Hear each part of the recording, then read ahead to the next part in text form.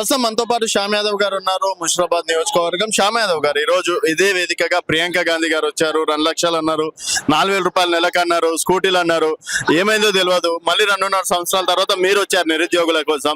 మీరన్నా అండగా ఉంటారా? మీరు వేసిన క్వశ్చన్లనే ఆన్సర్ ఉంది. 2 లక్షల ఉద్యోగాలని ఎవరు వచ్చి చెప్పారండి?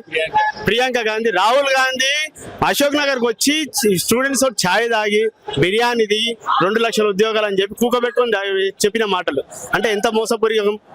ఇక్కడ లోకల్ గా రేవంత్ రెడ్డి అంత అబద్ధాలు ఆడుతున్నా అంతవరకు తెలుసు. నేషనల్ ప్రధానమంత్రి అభ్యర్థి ఆయన వచ్చి ఇక్కడ మాటలు మాట్లాడిపోయింది. ఎంతవరకు నిజం?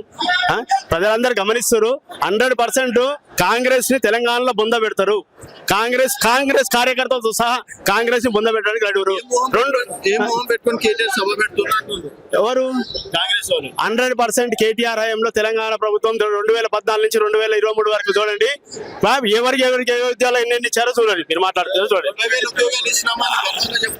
మేము ఇచ్చిన నోటిఫికేషన్ ఆయన ఉద్యోగాలు పత్రాలు ఇస్తే అయిపోద్దండి. పత్రాలు ఎవరు ఇచ్చారు? ఇప్పుడు జీతాల కోసం కాదు. ఎవరైనా అధికారంలోనే ఎవరున్నా వాళ్ళు ఇవ్వాల్సిందే జీతం. ప్రభుత్వం ఆ ప్రభుత్వం చేయాల్సిన పని.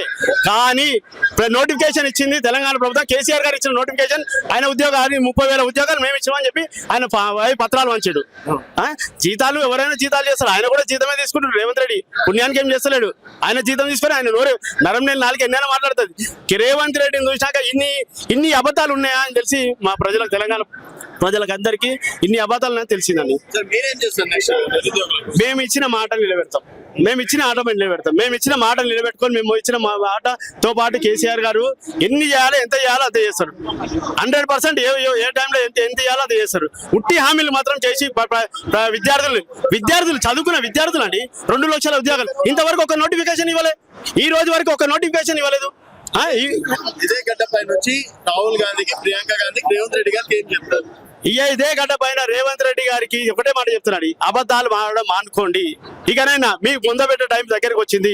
ఇంకొక 2 ఏళ్ళు, ఈ 2 ఏళ్లలో మీరు ఏమైనా చేస్తే మంచి పని చేసుకొని చెప్పుకోండి. కానీ ఇదే అబద్ధాలతో పూట కడుపుకుంటా అంటే ప్రజలు తన్ని కొడతారు. 100% ఇక్కడ నుంచే మొదలైందా పతనం కాంగ్రెస్ పార్టీ? 100% చూడండి. మీరు ఈ సభ చూసి మీరే చూసి ఒకసారి మైక్ పెట్టి చూడండి. ఈ సభతో సహా మీరు రేవంత్ రెడ్డి గజగజ ఉణుకుతుడు.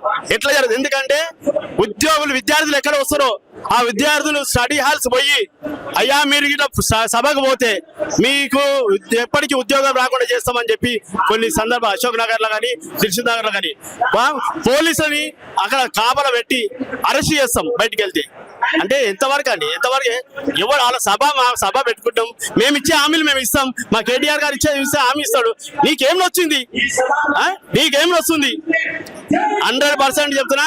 ఈ గడ్డ మీద తెలంగాణ రేవంత్ రెడ్డికి మళ్ళా 20 ఏళ్ళు బొంద పెట్టే టైం వచ్చి దగ్గరకు వచ్చింది.